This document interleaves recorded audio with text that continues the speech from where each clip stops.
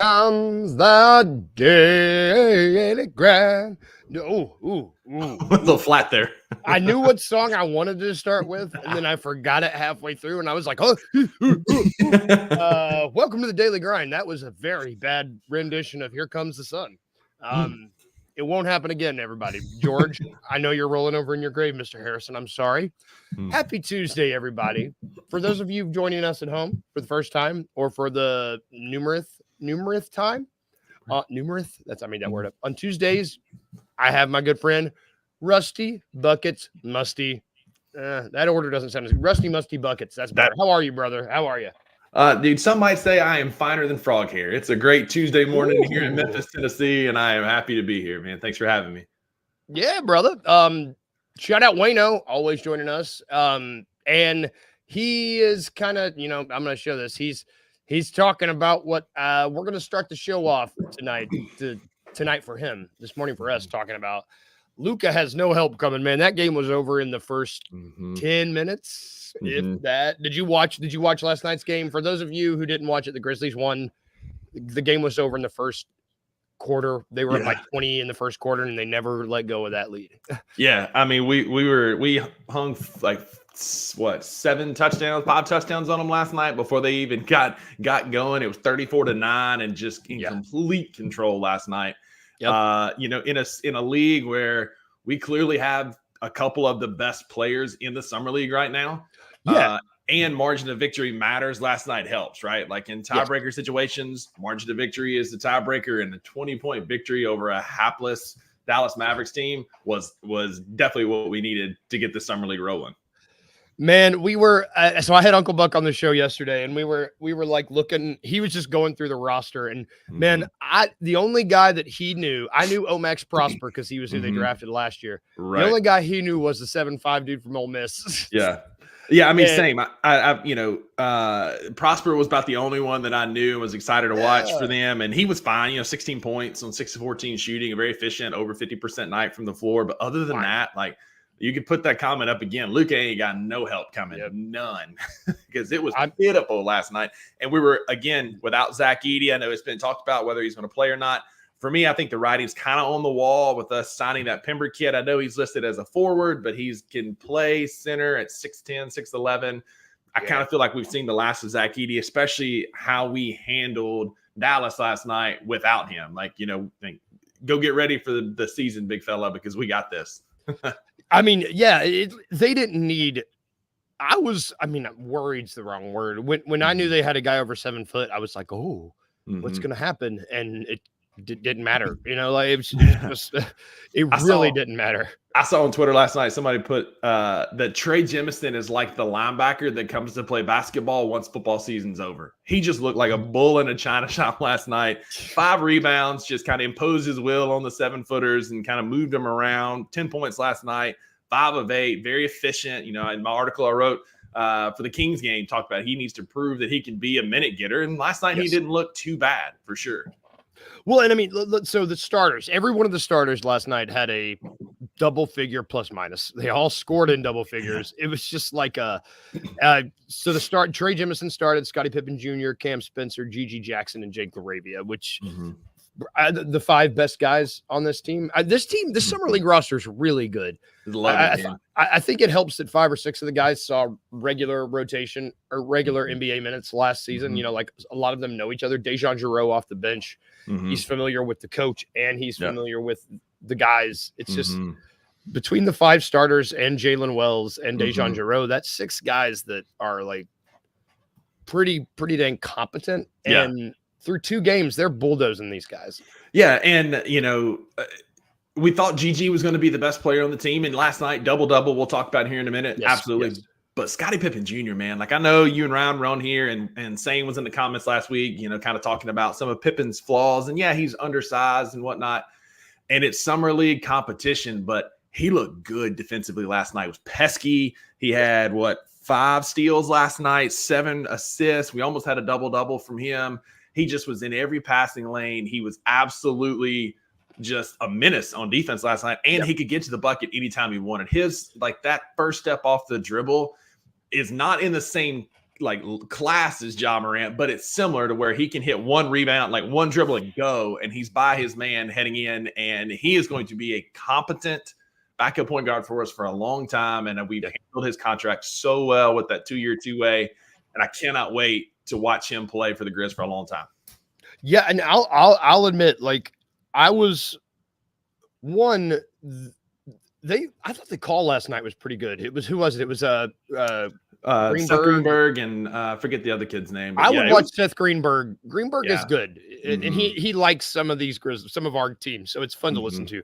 I was ready last night because last night was the first game when they talked about Scotty's defense, where I was like, oh, damn, they're right this time, like, because every time he was just press, and like that. He is the contributing factor for a big reason we were up 20 so early, because he was deflection, steal, Jake dunk, Trey Jemison dunk. Like, it was just so easy for him to just get in there.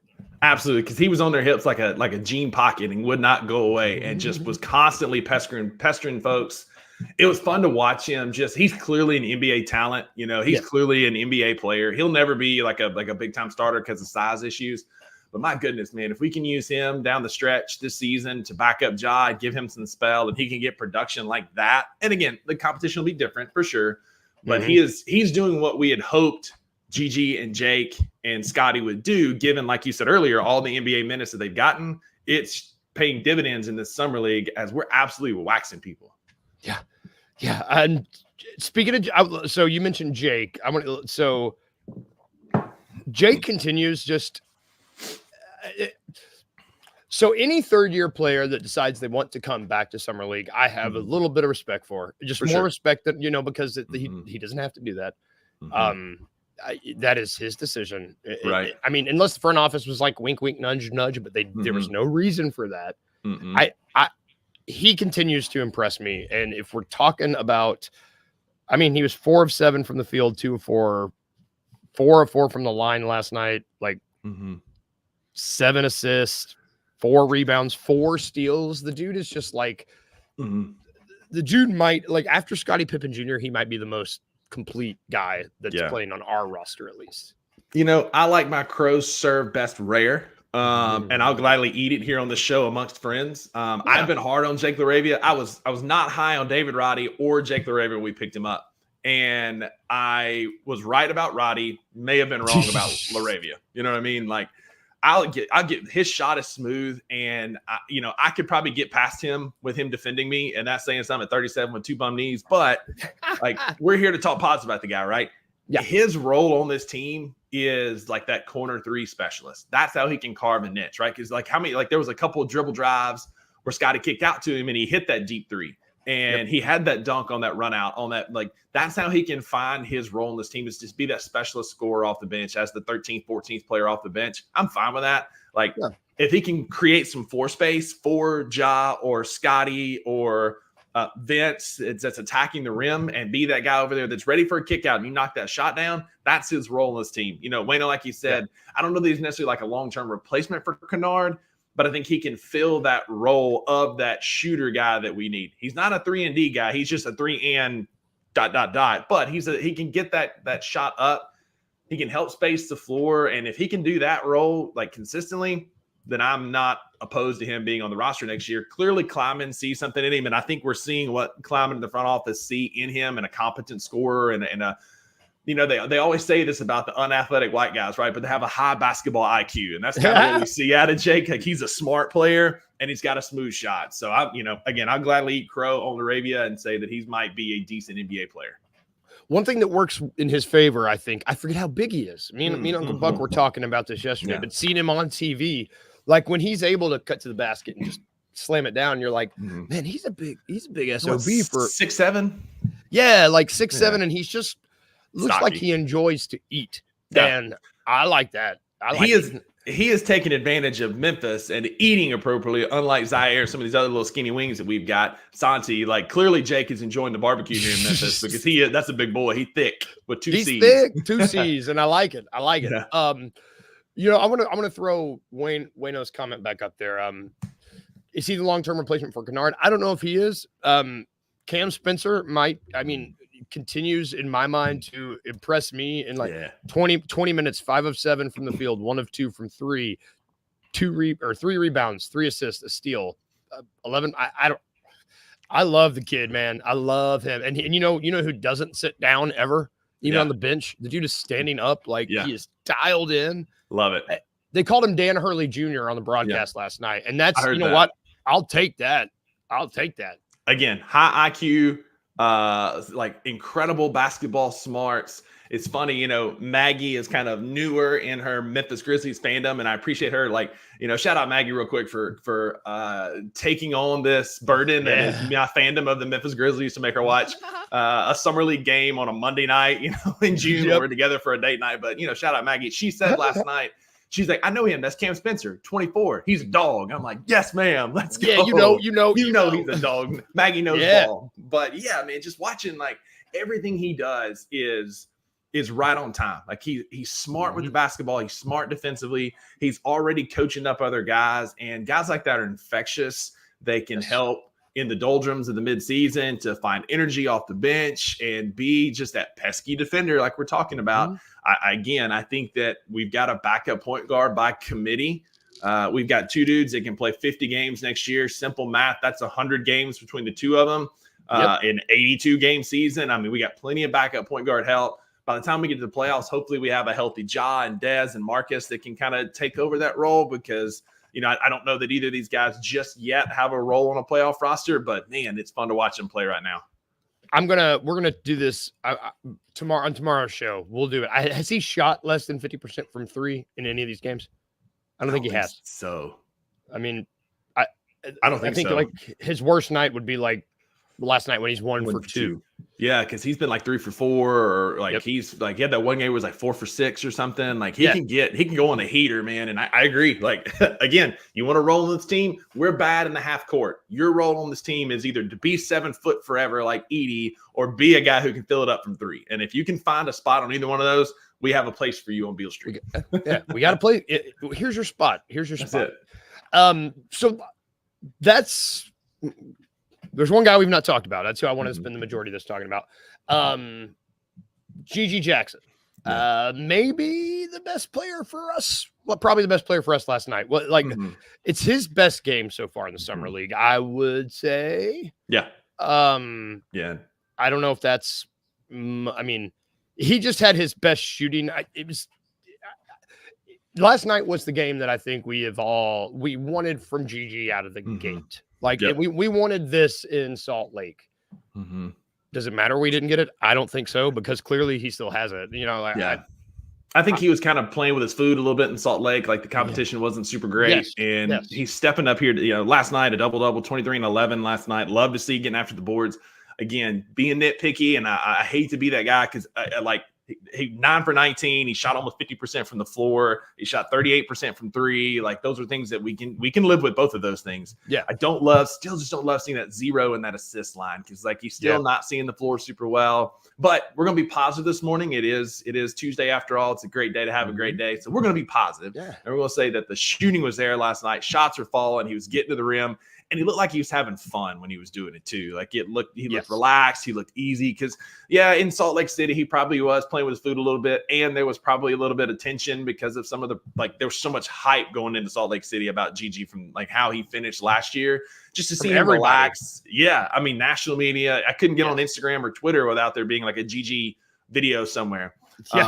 Absolutely. Edward, Gigi's going to be fine. He's going to figure it out. He's letting the game come to him. He is able to fill it up. I still want to see him pass the ball more and get some more assists. But, absolutely, a team that rebounded near the bottom of the association last year, you give me 11 rebounds, I'm on your side. Yep. And the one word that you said, it's such a simple word. You said fun. I think that for him specifically, you can tell every interview with this kid, it's man, this guy just loves hoops. He loves hoops and life. Yeah. Him just talking. He's just so the way that he talk, and he seems, I don't want to say careful. He just seems to Mhm. care a Yeah. lot. Like he Yeah. wants, Yeah. I don't want to say he wants to be liked. He's a kid that wants to be Mhm. liked and wants to do a good job. And Yeah. it's really great.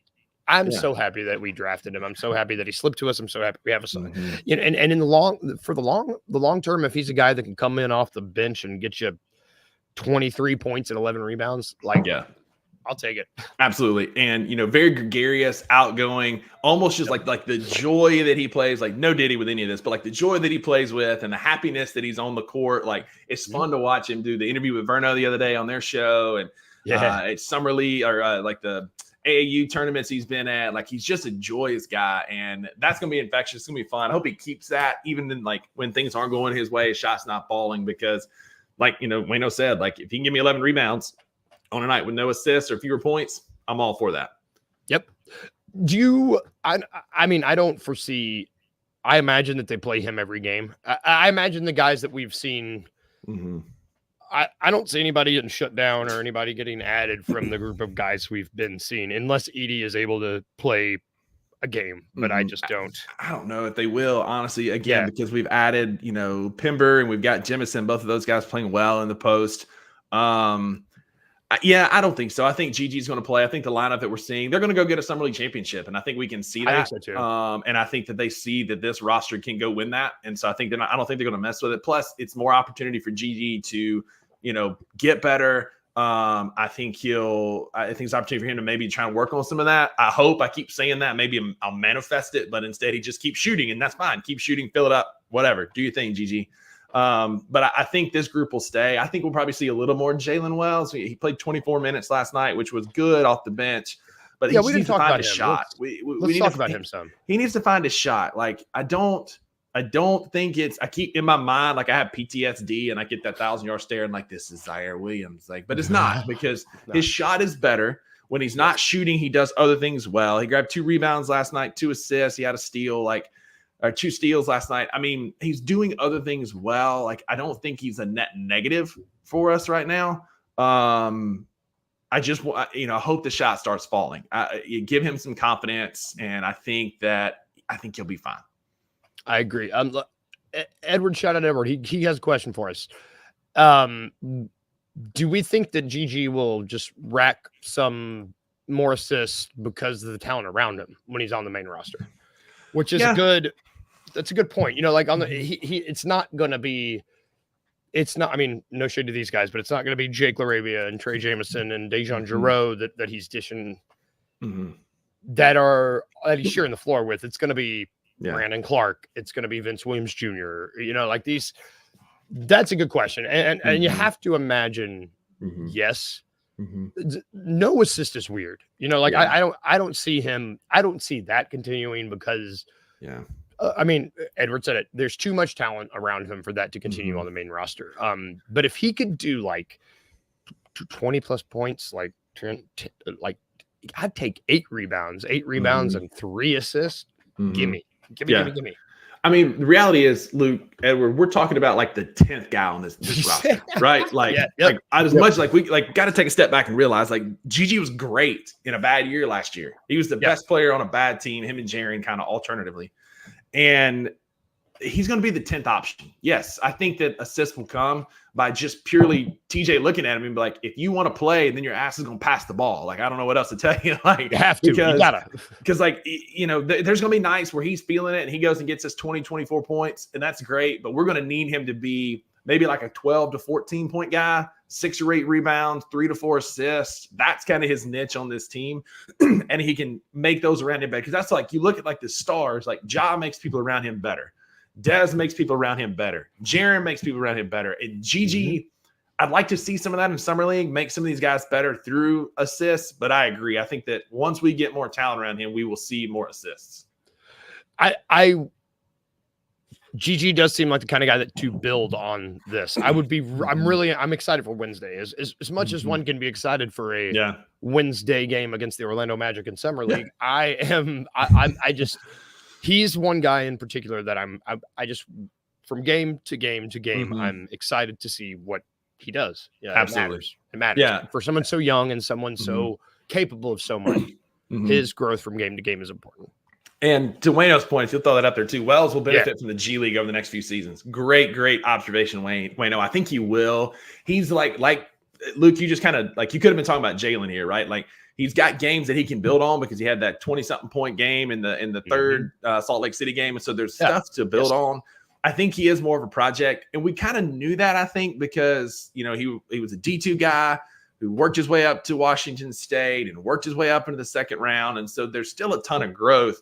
But when you're 6'7" and you've got a shot like that, and he plays long because he defends so well, like there's potential that you're going to grow into that role. I do think that we might see more Cam Spencer. I think Edey obviously has a role in this team, and it's the starting center. I would almost bet a paycheck on it that he is. I think Cam Spencer probably maybe has a little bit more of a role right now than Jalen does, but I think Wells, if he can develop and stay humble, stay hungry, much like we've seen with Jake LaRavia, I think if Wells follows that blueprint, he could find a role on this roster as a 3-and-D guy. Heck, even go one farther. I mean, before LaRavia, X found a way to contribute. Yeah, you know, like he and Wells has way more talent than X. Like it's just. But a great comparison, because like when things weren't going well for X, like he would rebound. Like he was like, you know, he was that guy when you needed him, he was there. X was there when you needed him in big moments for rebounds or blocks or bodying up or an assist. And like, I think Jalen has that same dog mentality to where like, my shot's not falling, I'm gonna go grab some rebounds. My shot's not falling, let me grab a steal. Like kind of mentality. And that's, coaches love that too. I mean, like that's a coach's like dream scenario. Give me that. I can coach the hell out of that. Absolutely. That's enough about a summer league game. We're going to take a quick break. Shout out Wayno, shout out Edward in the comments too. This is what I love, keeping these. This is what we helping us fill these episodes, baby. I was like, what are we going to talk about? This. But we're going to take a quick break. And when we get back, we're going to tube. It's tube time. I'm excited. I'm excited to hear what you're going to talk about. I think I know, but I'm just excited to see where we're at. I don't know. Yeah. Right after this break. I think people knew, at least towards the end of the year, and he mentioned his mom being sick and battling throat cancer, I think it was, and different things, but like he really opened up about it.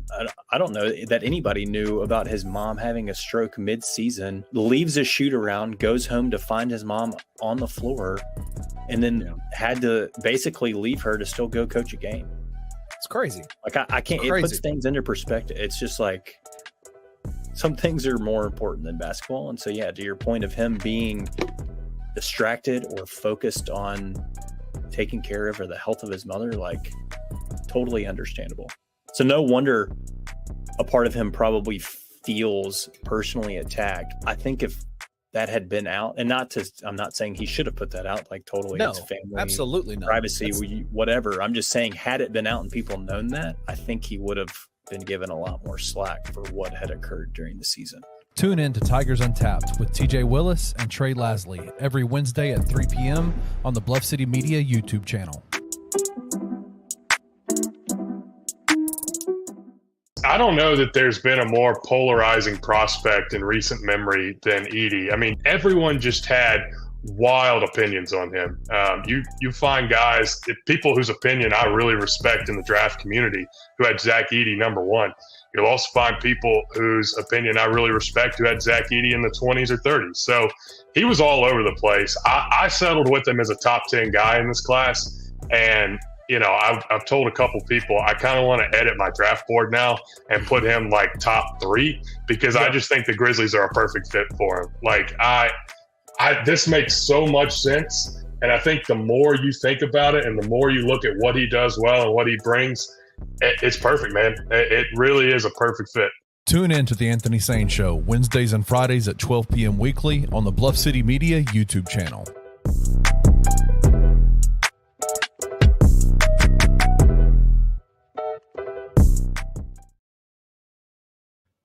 Welcome back.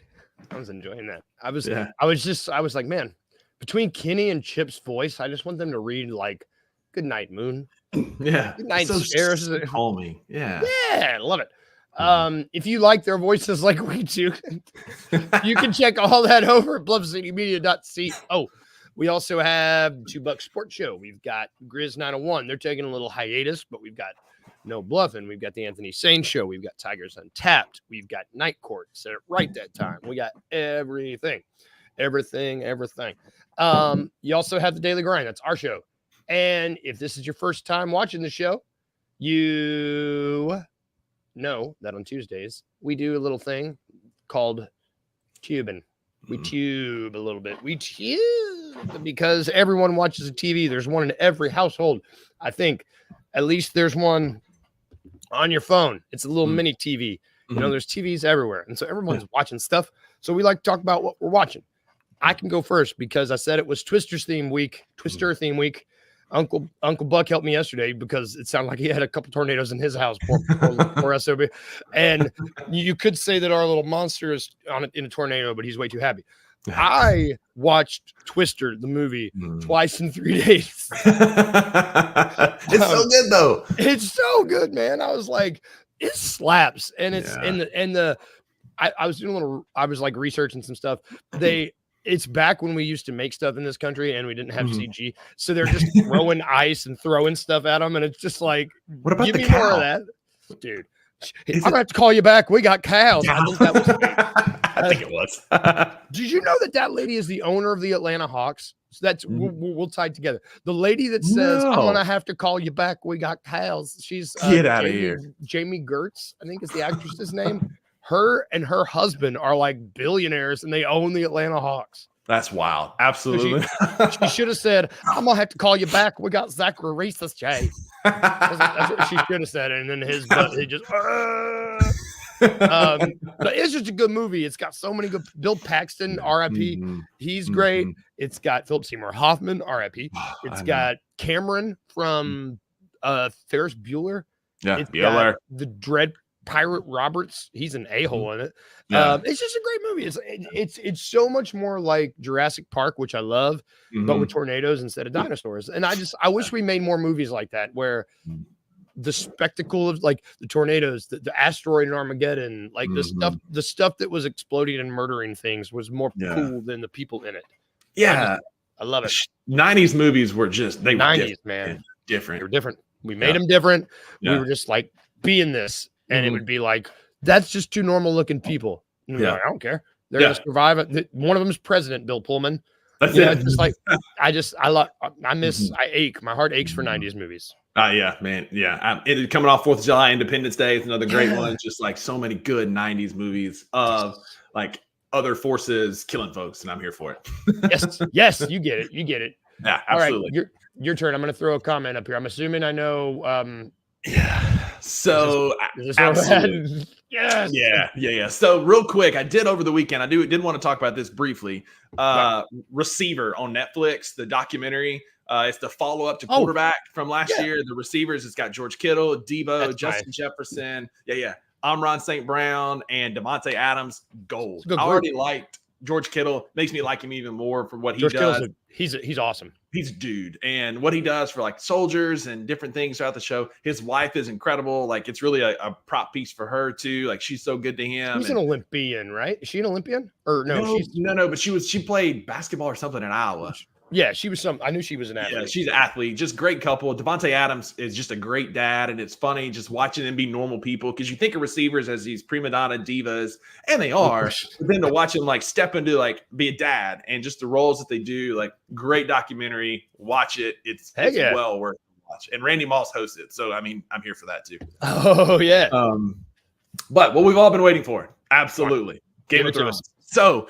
Maggie and I have been a little bit more intentional with our hanging out. We hadn't watched it as much, but we do have some developments. So Arya is playing the game with the faceless men, so learning like kind of the game of how to become no one, which is fun to watch.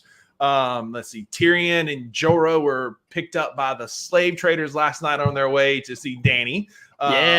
We saw they had a Drogo sighting. He had been gone for a while, and he reappeared while they were fighting the Stone Men. And let's see, and then Littlefinger is absolutely just weasing his little fingers into everything, right? Because he's in the little fingers. There it is. He is betrothed Sansa Stark to Ramsay Bolton, and then goes back to King's Landing and tells seriously, you'll never believe what's happening. Sansa Stark is making an alliance with the Boltons, and we must act. And it's like, bro, it was your idea. What you talking about? It's you. Dude, he's the worst. He is the worst. He's the worst. But yeah, man. So a lot of things like kind of like bubbling under the surface, and it feels like we're heading towards like a mass explosion because we're a little over halfway through season 5, and if it holds true, the end of the season is where fit hits the shan, and I know it's coming because there's too many little things that are like bubbling and about to go just nuclear at the end of the episode, at the end of the season. Man, season 5 in particular is a powder keg. Like you're watching it the whole time and you're like, oh my God, what's going to happen? Because there's just so much. There's so many moving machination pieces, and you're like something's gonna go wrong. Yeah, we finally got to see like dragons. Like Dany brought down all the masters and sacrificed one of them to the 2 that she's got chained up, and like she's fighting pits again. And it's like, whoa, let's go! It's coming, man. Oh, this Dany, you're in the Dany stuff that you're in is awesome. I forgot about this stuff. This stuff's great. Yeah, when she's ruling in Marine and just like absolutely just queen bee, like, let's go. I'm here for it. Jon Snow is Lord Commander. Like, I'm like, it's awesome. So much is happening. Oh man, season 5, it slaps. It's been the best so far. Like season 3 was great. Like season 4 had a lot of things that happened outside of the Red Wedding, earlier. But like season 5 is just so many things are built. Like this is where it feels like they kind of hit their stride with it, and it's really like just like amping up to the 10th it's like degree. Good. They understand their formula as a show, and they're like this equals excellent television, and they just crank them out week after week after week. That's where we're at, man. I'm here for it. It's awesome. Yeah. Shout out, Wayno. I think every one of us, we're jealous that you're watching it for the first time because it's such a good feeling. It's such a good feeling. It is. I'm excited for next week to hear the next update. Yeah. That is going to do us for the Daily Grind, though. Thank you for joining me, brother. Thank you for the Game of Thrones update. Oh God, I'm so excited for you. Well, this has been my favorite part of the week to see like the emotional ups and downs of where you're at with game. It's great. It's really good for me. And I think Wayno would agree. Thank you, Wayno. Thank you, Edward. Thank you for everybody joining us at home. We will be back tomorrow. We will go 3 deep tomorrow. Uncle Buck, I believe, is still going to join us. We're going to draft some stuff. I will give you guys a heads up. It won't be like last time. But yeah, thank you guys. Have a great rest of your week. If I don't see you, if I do see you, we'll see you tomorrow. Otherwise, remember 2 things. If I can leave you with 2 things, remember just to be a little weird and remember to smile. Thanks, everybody. I will see you tomorrow.